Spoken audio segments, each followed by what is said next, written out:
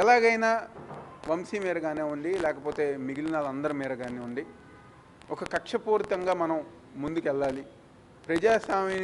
ప్రజాస్వామ్యం గారు కూనీ చేసి, రాజ్యాంగాల్ని చట్టాలను గారు కూనీ చేసి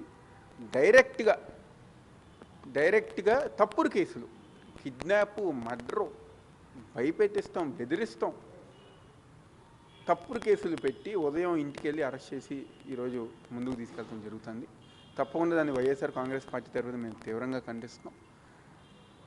ఏదైతే ఇలాంటి వ్యవహారాలు, ఇలాంటి విషయాలు జరుగుతున్నప్పుడు ప్రతి ఒక్కరిగా గుర్తుపెట్టుకోవాల్సింది, రేపు మళ్ళీ ఈ రాష్ట్రంలో జగన్మోహన్ రెడ్డి గారు అధికారంలోకి వస్తే ఎవరైతే తప్పు చేశారో, ఎవరైతే ఇలాంటి తప్పుడు కేసులు పెట్టి మా నాయకుల్ని, మా కార్యకర్తలను ఇబ్బంది పెట్టారో వాళ్ళని తప్పకుండా చట్టపరంగా చట్టం ముందు నిలబెట్టే విధంగా వైఎస్ఆర్ కాంగ్రెస్ పార్టీ ఉంటుంది.